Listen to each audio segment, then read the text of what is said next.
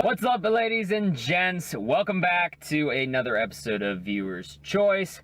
I'm sitting here alone in the car because I'm going to shoot this episode pretty quick. I got some taquitos in the oven, but honestly, it won't take me that long to talk about this one.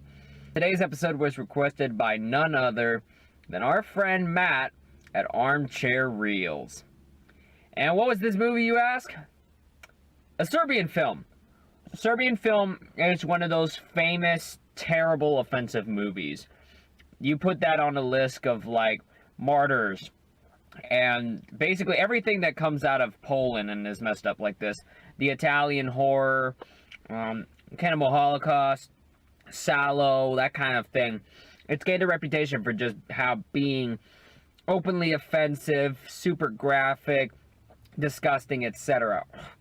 And when Matt recommended this to me, he said, I needed to give this to someone who had no heart, no remorse, no empathy, and no soul. And the movie's about an aging porn star who takes one last job to make money for his family, but he doesn't know that the job consists of stuff like necrophilia, pedophilia, murder, blood, torture, every wonderful thing you can find at extremetube.com.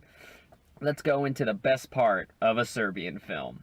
The best part of a Serbian film, as there really aren't many great parts, the best part is the gore. The gore effects are pretty damn good. I thought they were chunky. I thought they showed off a lot of decent detail. There's some great special effects work here. And you know what? For a really gory movie like this, if you were to ever have CGI blood, that would just be offensive in and of itself. The worst part of this movie is the pacing, because it's 90 minutes and the first third is just a slog.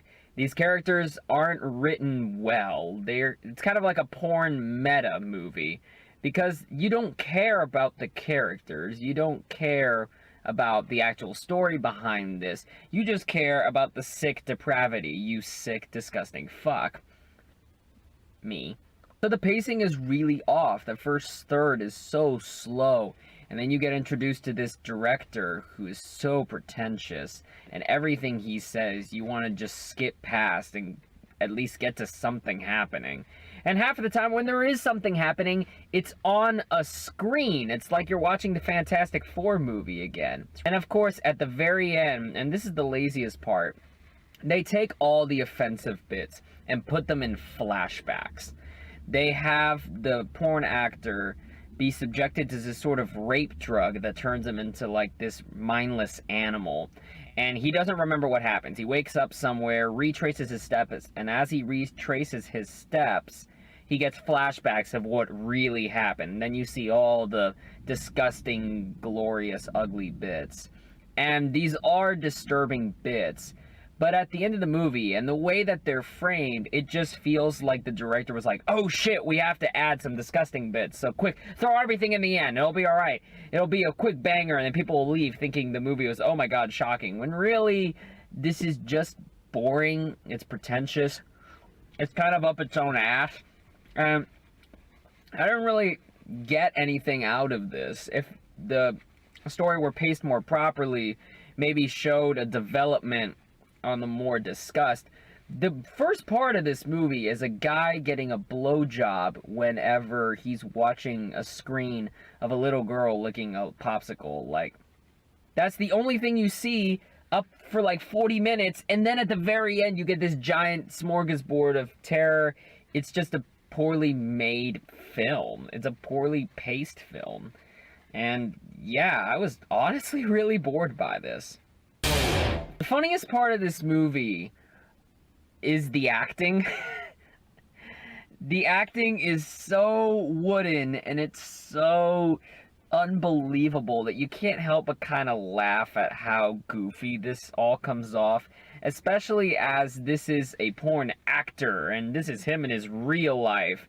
And honestly, he's giving better performances in porn than he is in his real life. I guess that fits with some sort of pornography and art is life. That's the big reveal of the director. It's fucking stupid.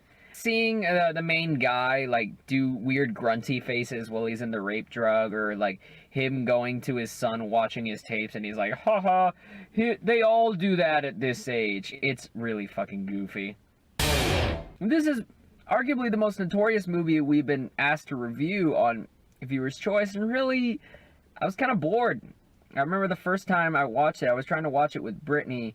She was playing The Sims on her laptop, and I was watching this, and about 30 minutes in, it was late, and I was just like, I don't care. Shut it off, and went to bed. I found myself thinking it was tedious more than it was disturbing. When it did get disturbing at the end, it felt desperate. It's not the worst movie I've ever seen, obviously. It didn't piss me off, but it just kind of made me go, eh. It's probably due to the depravity. 1.5 stars. And just the fact that somebody made scenes like this that were utterly pointless, it really is in poor taste, and I just don't really care. But anyway, thank you to Mr. Matt from Armchair Reels for providing this lovely specimen. If you have any suggestions for Viewer's Choice, please leave them in the comments below. We will take anything.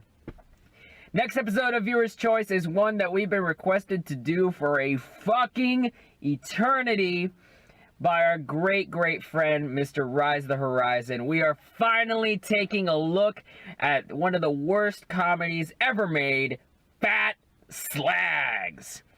I've never heard of this fucking movie before, but you know what? IMDb gave it a 2, and IMDb seems to love everything, so fuck it. This should be fun. If you like this video, please click the like button below. Next to it is the subscribe button where you can be the first to find new content. Click the bell icon too, because then you'll get notifications as to when the videos pop up. We've got Facebook, Twitter, and Instagram as social media. And until next time, thank you very much for watching. Take care. I'm gonna eat some strawberries and taquitos, and see you around.